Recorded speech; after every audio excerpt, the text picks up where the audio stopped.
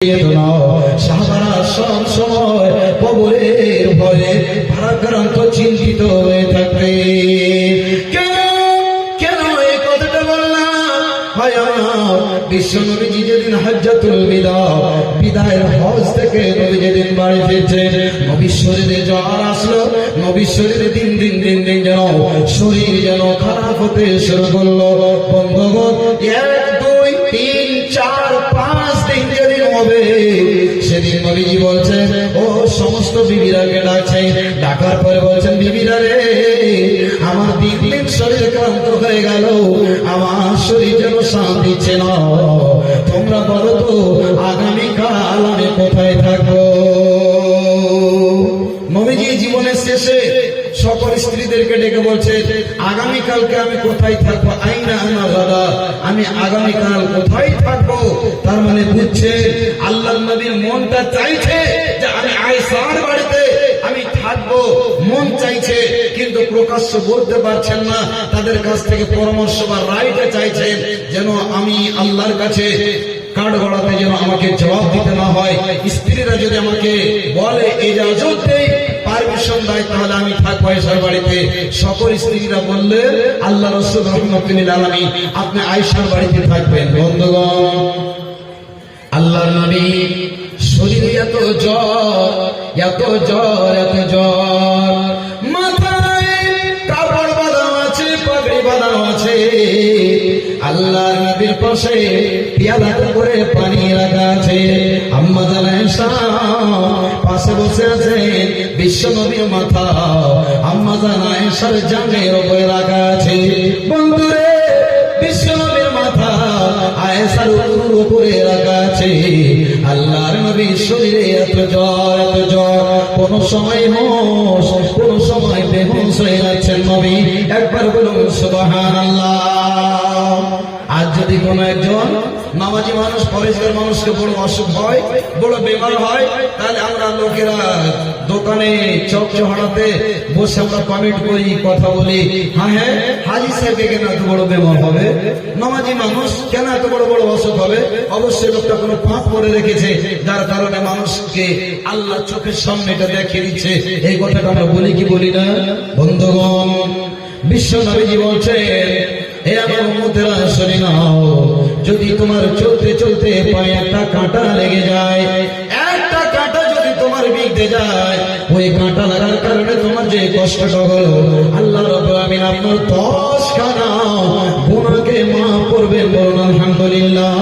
এবং 10 খানা নেকি আল্লাহ আপনাকে দান করবে। ভাই আমার, বন্ধু আমার, যারা মুমিন হবে, আল্লাহ দুনিয়াতে কষ্ট দিয়ে আল্লাহ তার পাপগুলোকে মাফ করিয়ে দেবে। ভাই আমার, বন্ধু আমার, এবার আমার নবীজি 5 দিন হয়েছে, নবীর শরীরে এত জ্বর, নবীজি বলছেন, আয়েশা, ও আয়েশা, তোমার ভাই আব্দুর রহমানকে আমি দেখলাম, তার হাতে যে মিসওয়াকটা রয়েছে, ওই মিসওয়াকটা আমাকে দাও, আমি একটু মিসওয়াক করি। ভাই আমার, বন্ধু আমার, আল্লাহর নবী ইশারা আয়েশা বুঝতে পারলে মিসওয়াকটা নিলেন ভাইয়ের কাছ থেকে, রাসূলকে দিচ্ছে।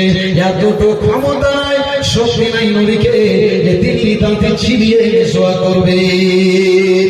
আল্লাহ রাসূলের শরীর এত ক্লান্ত, এত ক্ষীণ হয়েছে যে নবীজি মিসওয়াকটাকে চিবাতে পর্যন্ত পারছেন না। মিসওয়াকের কথাটা মাঝখানে কেন আসলো? আল্লাহ রাসূল বলেছেন, আন আশুকা আলা উম্মতি, আমি যদি আমার উম্মতের উপরে ভারী মনে না করতাম, তবে প্রত্যেক সালাতের, প্রত্যেক নামাজের আগে আমার উম্মতকে মিসওয়াক করা আমি ফরজ করে দিতাম। বলুন সুবহানাল্লাহ।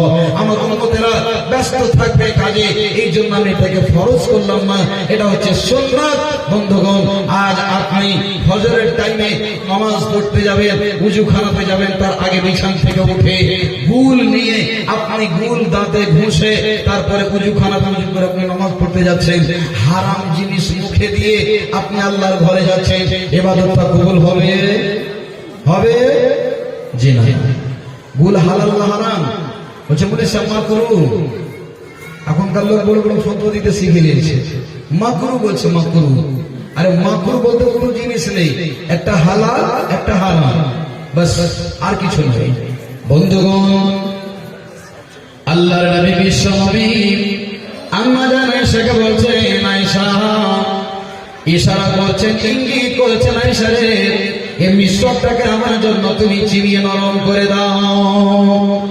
আম্মা জান আয়েশা কি করলেন? মিশ্রকটাকে চিবিয়ে নরম করে দিলেন।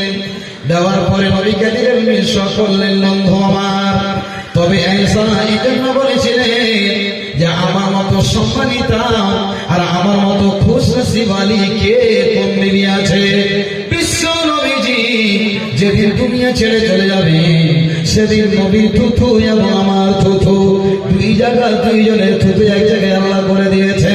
তার মানে নবীজি মিশ্রকটাকে নিলেন, চিবাতে পারলেন না, আমি চিবিয়ে নরম করে দিলাম। ওই মিশ্রকটা নবীজি করলেন। বন্ধু আমার, এবার আয়েশাকে বলছে, আয়েশা রে, বলো তো এটা সময় কিসে? আয়েশা বলছে, এটা হলো এশারের টাইম। আল্লাহর নবী গো, আপনার ইমামতির জন্য মসজিদে নববীতে শত শত সাহাবা অপেক্ষায় অপেক্ষিত হয়ে আছে, আপনার ইন্তজার করছে। আল্লাহ রাসূল, আপনি কখন যাবেন, ইমামতি করবেন? আবু বকর আছে, ওসমান আছে, আলী আছে, ওমর ফারুক রয়েছে, মসজিদে নববীতে জামাতের জন্য ইন্তজার করছে। বিশ্বনবী কখন আসবে, ইমামতি করবে, আমরা মুক্তাদি হয়ে নামাজ পড়বো। আল্লাহর নবী চাইছেন, চেষ্টা করছেন, কিন্তু ক্ষমতা হয় না, শক্তি হয় না যে মসজিদে নববী দিকে আল্লাহর নবী হেঁটে যাও। আল্লাহর নবী সাহাবাদেরকে ডাকলেন, আর ঘাড়ে ভর দিয়ে মসজিদে নববীর দিকে এক পা দুই পা করে যাচ্ছে। বিশ্বনবী পায়ের আঙ্গুলগুলো জমিনে যেন ছেঁচড়িছে।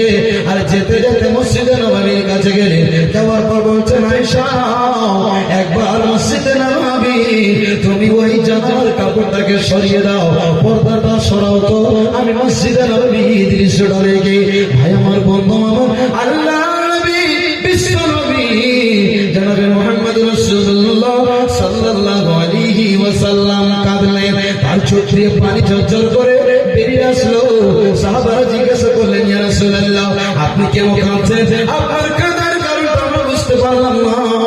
আল্লাহর নবী বলছেন, সাহাবারা রে, এটা আমার দুঃখের কান্না নয়, এটা আমি দুঃখের জন্য কাঁদি না, এটা আমার কৃতির কর্ম।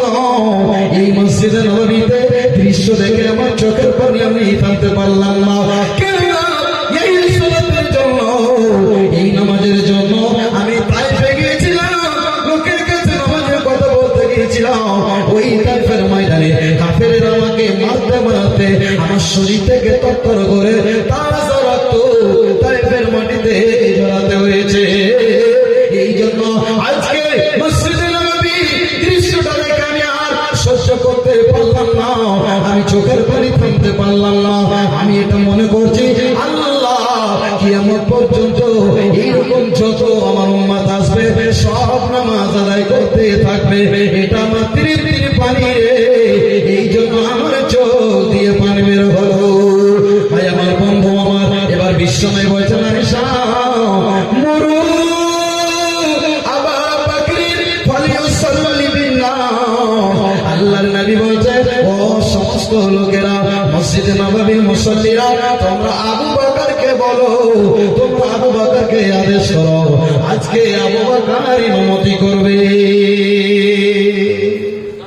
সব অপেক্ষায়, আল্লাহু আকবার, সব অপেক্ষায় আছেন রাসূল কখন আসবে, ইমামতি করবে, নামাজ পড়বো। সালাতের টাইম হতে গেলে আমরা একবার ঘড়ির দিকে দেখি, একবার পিছন দিকে দেখি না যে মৌলানা সাহেব আসছেন কি আসেন না, টাইম হয়ে গেল। ভাই আমার, বন্ধু আমার, নবীজি বলছেন, আয়েশা, তোমার আব্বাকে বলো যেন নামাজ পড়িয়ে দে, ইমামতি করে। এবার উত্তরটা কি দিচ্ছেন আয়েশা? ইন্না আবা বকরিন রাকিবুন।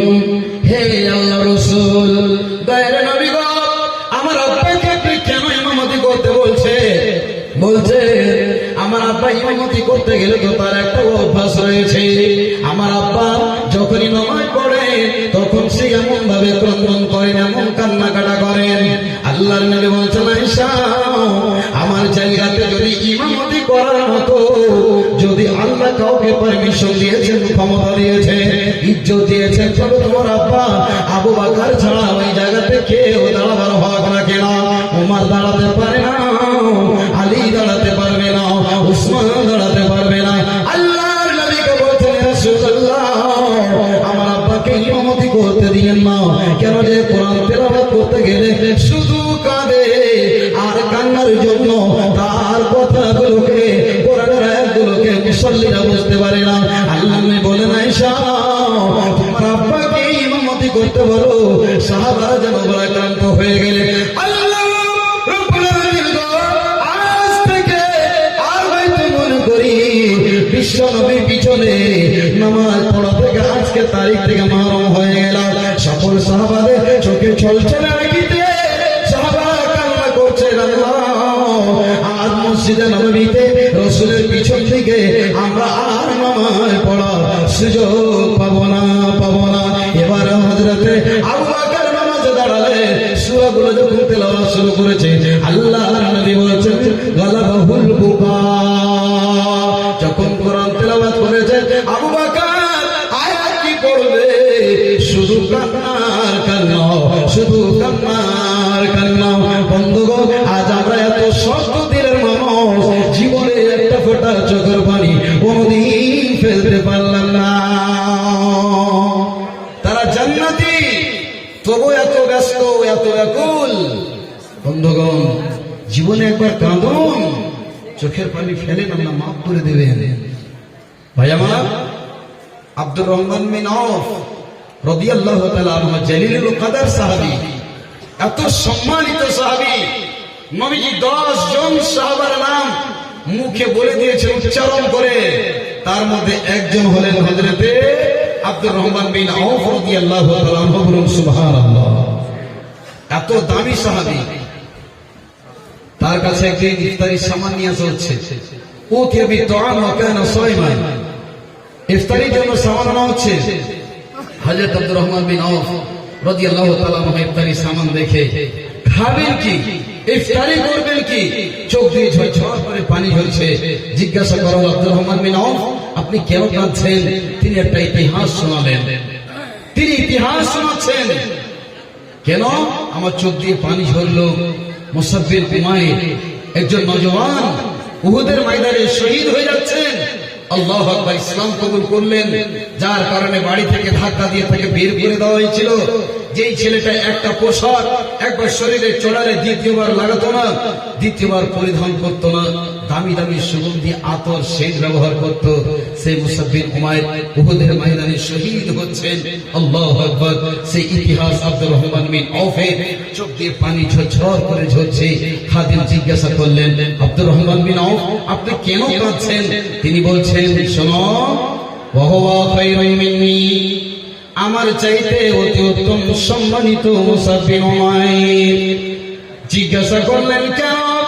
আপনাকে আল্লাহর নবী, বিশ্ব নবী, জান্নাতি সাহাবী, জান্নাতি ব্যক্তি ঘোষণা দিয়েছে, অথচ আপনার চাইতে কে আর সম্মান হবে? তিনি বলছেন, শোনো রে শোনো, মুসআব বিন উমাইর যখন ইসলাম কবুল করলেন, নবীর হাতে হাত রেখে বাড়ি থেকে তাকে বের করে দেওয়া গিয়েছিল, সমস্ত ধন সম্পদ থেকে তাকে বঞ্চিত করে দেওয়া হয়েছিল। এমনকি যেদিন শহীদ হয়ে যান, সেদিন আমি বললাম, সাহাবারে সব মৃত ব্যক্তিগুলোকে, সওদাগণকে, ডেড বডিগুলোকে যে যেথায় আছে সব জমা করে তোমরা দাফন করে দাও। বিশ্ব নবী মুহাম্মদ রাসূলুল্লাহ বলুন সাল্লাল্লাহু আলাইহি ওয়াসাল্লাম এবার মুসআব বিন উমাইরকে দেখছেন, তার ডেড বডিটা। আল্লাহর নবী বলছেন,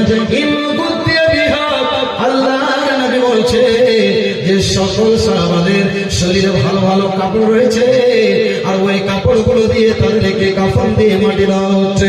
আল্লাহর নবী বলছেন, ওয়ালাম ইউজাদ লাহু মা ইউকাফানু ফীহি, মুসআব বিন উমাইরের শরীরে কোনো আর কাপড় নাই যে মুসআব বিন উমাইরকে কাফন দেবে। আল্লাহর নবী বলছেন, ইল্লা বুরদাতুন, মাত্র একখানা চাদর ছাড়া মুসআব বিন উমাইরের শরীরে আর কিছু নাই। আল্লাহর নবী বলছেন, ইন গুতিয়া বিহা, যদি ওই চাদরটা দিয়ে পা ঢাকছে তো মাথাও দাও, আর চাদরটা দিয়ে মাথা ঢাকছে তো পা যেন খালি হয়ে যাচ্ছে। ওই দৃশ্য বিশ্বনবী